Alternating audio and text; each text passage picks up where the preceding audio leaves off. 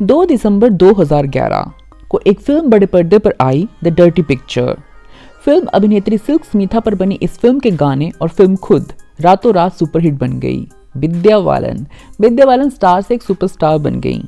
सबको ये अचरज भी हुआ कि क्या ये वही लड़की है जिन्हें हमने लगे रहो मुन्ना भाई में देखा था, जिनकी सादगी जैसा परिणीता में कोई दूसरा नहीं था। कि ये वही लड़की है जिन्हें कुछ ही महीने पहले हमने नो वन किल जैसिका में अपनी बहन के लिए इंसाफ मांगते हुए देखा। अभी कुछ ही महीने हुए और दर्शकों को लगा कि विद्या को फिर से अपनी अगली फिल्म में कुछ वैसे ही पाएंगे जैसा वो डर्टी पिक्चर में थी।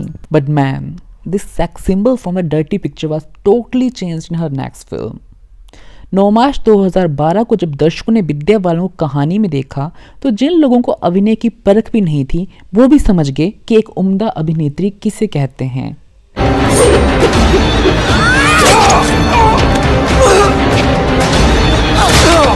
विद्या बालन जो अपनी हर एक फिल्म में एक गिगट की तरह खुद के ही रंग बदल दे रही थी। अपनी हर नई फिल्म में वो पुरानी फिल्म को पीछे छोड़ के आ रही थी। हाल ही मैंने नेटफ्लिक्स पर लूप लपेटा देखी, पर फिल्म देखने के बाद मैं यही सोच रहा हूँ कि इस फिल्म के शीर्षक अभिनेत्री यानी कि बी फिटिंग रिप्लाईज की देवी तापसी पन्नू कब विद्या बालन से कुछ सीखेंगी। ऑफ स्क्रीन तो वो गिरगिट की तरह रंग बदलने में काफी माहिर हैं, पर ऑन स्क्रीन ऐसा कब करेंगी। Hello guys, welcome to my channel टेल्स बिला, जहां हम हॉलीवुड बॉलीवुड इन दोनों की जगह से टीवी और मूवीज की समीक्षा करते हैं और कई बार कुछ मुद्दों पर भी चर्चा करते हैं। वीडियो का शीर्षक तो आपने पढ़ ही लिया होगा, Taapsee Pannu the most overrated actor of our times. अरे वो तो आलिया भट्ट नहीं होनी चाहिए। वेल, आलिया को करण जौहर को छोड़ के कोई और मिराइल स्ट्रीप नहीं मानता है।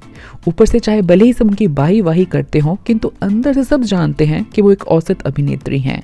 पर तापसी इन्हें तो लोग विद्या बालन, श्रीदेवी और कंगना जैसी अच्छी अभिनेत्रियों की श्रेणी में रखने लगे हैं। तो वो है ना अच्छी अभिनेत्री? जी नहीं, वो नहीं है। अबे कुछ भी बोल लगे? नहीं, कुछ भी नहीं बोल रहा, बल्कि इस वीडियो में आपको 3 कारण बताऊंगा जो तापसी को मोस्ट ओवररेटेड एक्ट्रेस बनाते हैं। So let's begin. Number 1, different movies but same acting. Video की शुरुआत देख रही आप जान चुके होंगे मैं विद्या बालन को एक अच्छी अभिनेत्री क्यों मानता हूँ। अपनी हर नई फिल्म में वो पुरानी फिल्म के पात्रों को पुरानी फिल्म में ही छोड़ के आ जाती हैं। एक अच्छे अभिनेता या अभिनेत्री की असली पहचान भी यही है कि वो अलग अलग फिल्मों में अपने पात्र को देखकर गिरगिट की तरह अपना रंग बदल लें। पर तापसी, जब मैंने उनकी पहली बार पिंक देखी तो अच्छा लगा कि बॉलीवुड में एक और अच्छी अभिनेत्री आ गई हैं। पर जब इसके बाद मैंने बदला देखी, जहां उनका कैरेक्टर पिंक से काफी अलग था, तो वहां भी पिंक की तापसी ही दिखाई दी। बहुत केयरफुली प्लान किया गया, हमें जाना ही नहीं चाहिए था वहाँ पे। चलो 1-2 फिल्मों में चल भी जाता है, पर अब तो उनका ये अलग अलग मूवीज में एक जैसी एक्टिंग करने का सिलसिला थप्पड़ तक भी जारी है। ऐसा लगता है कि तापसी पन्नू सिर्फ 2 तरह के ही पात्र निभाना जानती हैं। एक, जिनमें सोसाइटी कुछ कुर्तियों को सामने लाना है, अच्छी बात भी है, एक अच्छा सिनेमा उसे ही कहते हैं। पर भैया, एक्टिंग सब में सेम करना ये अच्छा सिनेमा नहीं है। दूसरे कैरेक्टर जिन्हें वो करना जानती हैं वो हैं लॉर्ड पंजाबी कैरेक्टर्स।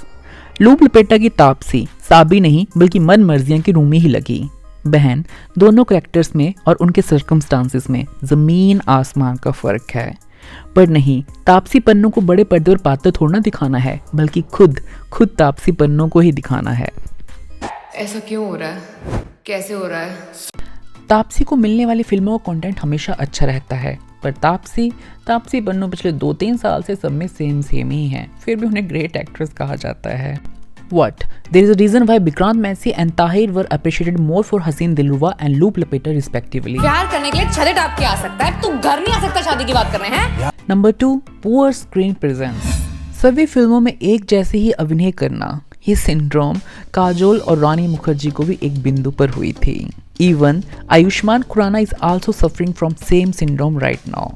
पर एक चीज जो इन तीनों को तापसी पन्नू से अलग करती है वो है स्ट्रॉन्ग स्क्रीन प्रेजेंस। ताना जी, इस फिल्म में काजोल का रोल भले ही 10 या 15 मिनट का हो, पर अपनी स्ट्रॉन्ग स्क्रीन प्रेजेंस से वो अपनी उपस्थिति सवित्री के रूप में हमारे मन के झरोखों में छोड़ गई।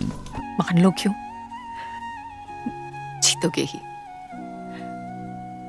और तोहफा जो तुम चाहो। कुछ लोग कहते हैं काजोल भी अपनी काफी फिल्मों में सेम सी हैं, पर उनकी स्क्रीन प्रेजेंस इतनी स्ट्रॉन्ग होती है कि आप कभी उन फिल्मों में बोर नहीं होते और उस सीन को ध्यान देकर देखते हैं जिसमें काजोल होती हैं। अभिनेता आयुष्मान के साथ भी ऐसा ही है। पर तापसी एक तो उनका अभिनय भी एक जैसा और ऊपर से स्क्रीन प्रेजेंस भी इतनी फीकी फीकी सी। कई बार तो ऐसा लगता है कि वो जबरदस्ती कोई सीन कर रही हैं और फिर आप उस फिल्म में बोर हो जाते हैं। अगर किसी अभिनेता या अभिनेत्री की स्क्रीन प्रेजेंस ही पुअर है और फिर भी आप अगर उसे गुड एक्टर बोल रहे हो तो वो ओवररेटेड नहीं तो और क्या हुआ। Finally coming to reason number 3 and the last reason, spontaneous acting with no hard work और so called single shot phenomena. कहते हैं आमिर खान को अगर अपनी फिल्म में कोई सीन परफेक्ट नहीं लगे तो कई बार उस सीन को 10 या 12 बार भी शूट करते हैं।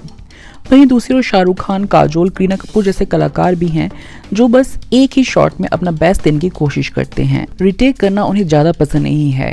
एक स्पॉन्टेनियस एक्टर होना अच्छी बात है, पर सिनेमा किताबों के कुछ पात्र, कुछ क्षण ऐसे भी होते हैं जहां आपको मेहनत की काफी जरूरत होती है और उस मेहनत का फल आपको तब दिखता है जब वो फिल्म बड़े पर्दे पर लग जाती है।